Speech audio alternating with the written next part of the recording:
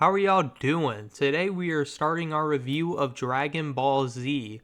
So one thing I'm changing up from the Dragon Ball Z manga review versus the Dragon Ball manga review is that instead of going over the entire arc and then reviewing it, we're just going to do the review part to make it a little easier to digest.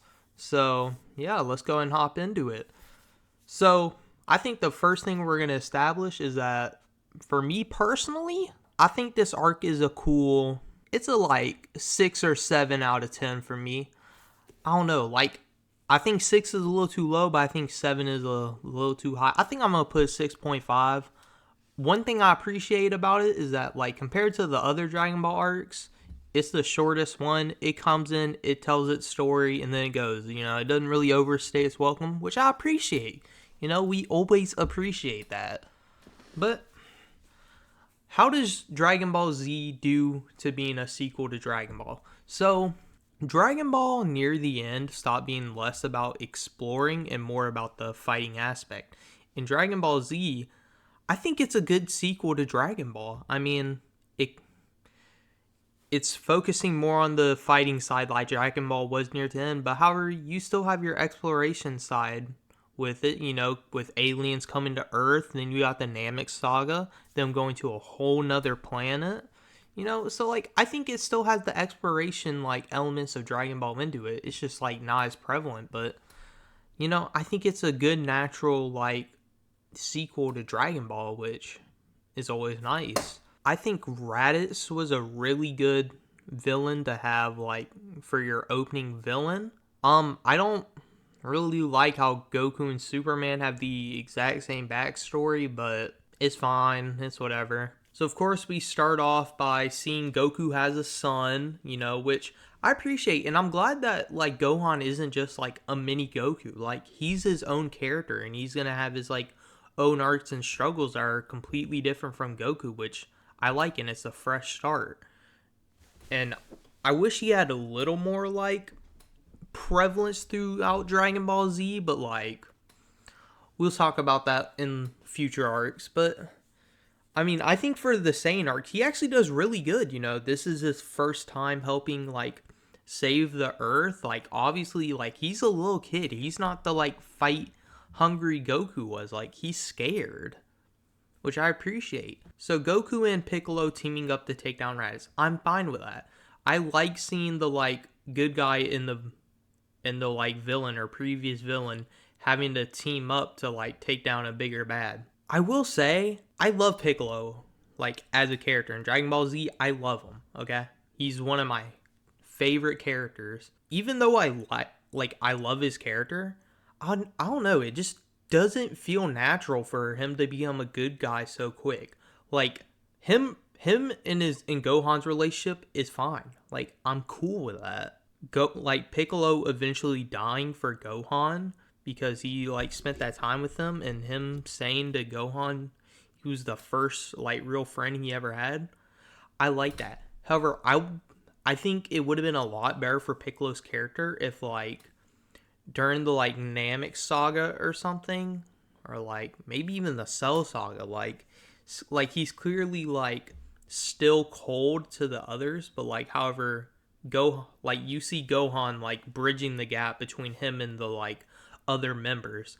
Like I love Piccolo's character. It's just kind of crazy how like after the Saiyan arc, like he's just one of the gang. Like they don't have any problems or anything, which I don't know. It just doesn't feel right. Like it feels like he just came over too quickly. But anyways, so I think the beginning and end of this arc are really strong. The middle is probably my like least favorite part, which the middle I'm counting as like after Goku dies, and then the like I don't know, part of the Nappa fight is just kind of like it starts to drag a little for me, but like obviously the Goku like versus Vegeta near the end was really good.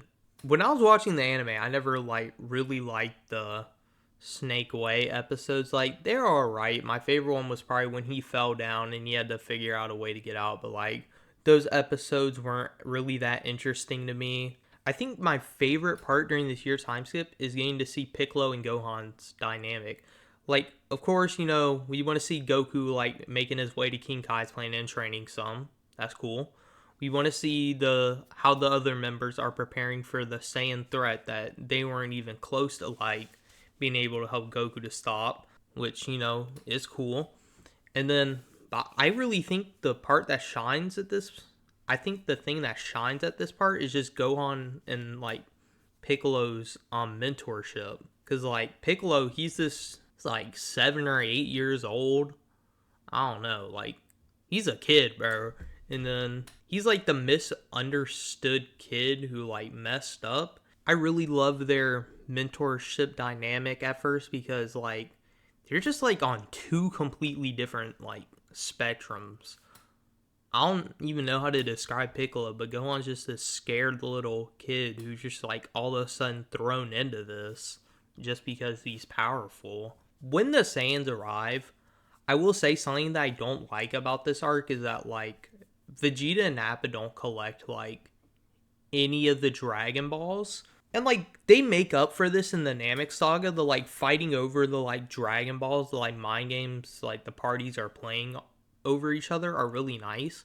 But I just feel like we could have also gotten something like that in this arc. But then again, that's probably what made the Namek sagas like Dragon Ball collecting so good.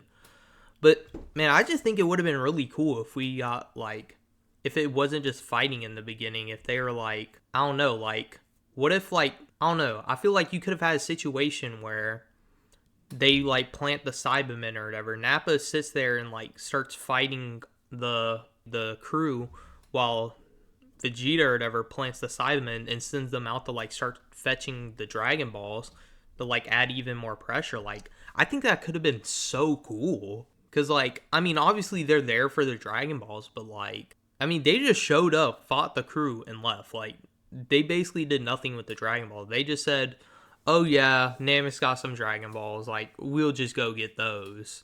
I just thought that would have been really cool. But yeah. So Nappa's fight, I think Nappa's fight lasts a little too long, in my opinion. I don't know, man. Like Nappa's fight is pretty good. Obviously, he wipes out like basically everyone, puts them like all on 1 HP. But like, I don't know, man. Like, it just lasted too long to me. Like, I think it could have definitely been shorter. Also, oh, I forgot to talk about this. They did Yamcha dirty, man. Like, Yamcha was the butt of the joke in Dragon Ball. Like, it's not that he was a weak character, but like, he was just always up against the strongest character first, which just like sucks for him. I don't think he should. So like, I get why he died to a Cyberman. It's to show like oh yeah, y'all can't play while fighting these Cybermen. But then like after he dies, Krillin takes out like 3 of them, and then Piccolo takes out the like last one. So it was like, what was even the point of taking him out? Like if you were just gonna do that, like I don't even think you had to like take him, like kill him there. I don't know. I think you could have still had the explosion and not kill him. Or like, I would have loved to see it if Yamcha was the one to like take out all the Cybermen and then like one last one like blows up and kills them. I feel like that would have even been fine. But like, come on, bro. He couldn't even get the W on one Cyberman. Like, I don't even think that's like Yamcha's weak. Like, that's just like doing him dirty. So something I'm a little confused about during this fight, so correct me if I'm wrong, Chaozu has psychic powers, right? Like, am I tripping about that? Cause like he just went straight up to kamikazing and like it didn't do nothing to Nappa, which like I was kind of mad about that. I wish that like wounded him or something. They just had Chaozu die for no reason. But I think makes the first part of this the Nappa fight like suffer for me is that like at first it feels like people are just starting to take 1v1s with him. But like I feel like wow, words. I really enjoy the like second half of it where Piccolo, Gohan, and Krillin are like teaming up to take him down. Like I honestly think that was the most interesting part of that fight. In the first half just being like it just felt like 1v1 after 1v1. Like I don't know. I just felt like it wasn't necessary. Like I would have loved to see some more like teamwork.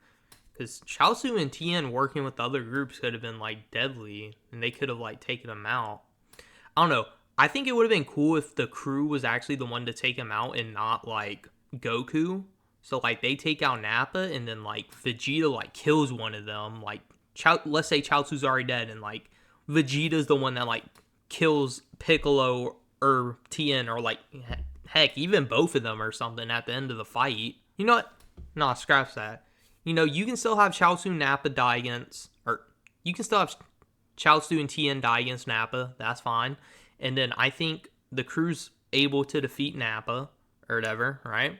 Then Vegeta's the one who like sends the blow that like kills Piccolo or something, and then that's when Goku sweeps in. Like, I don't know. It just sucks that like they didn't even get to take out Nappa. Like Goku was the one who did it. Like, I understand why they did it. It's like, oh, like they're barely even gonna like they're not even able to take down this dude, and then Goku comes up and easily takes him out. But oh, Vegeta's over here like he makes Nappa look like a little girl basically. Vegeta like makes Nappa look like a puny little ant over here, so it's like trying to like size him up. But I don't know, like I feel like it would have been feel better if the crew actually got to take out Nappa. All right, so the actual fight against so Goku versus Vegeta, I really like this fight. This is one of my favorite fights in Dragon Ball Z.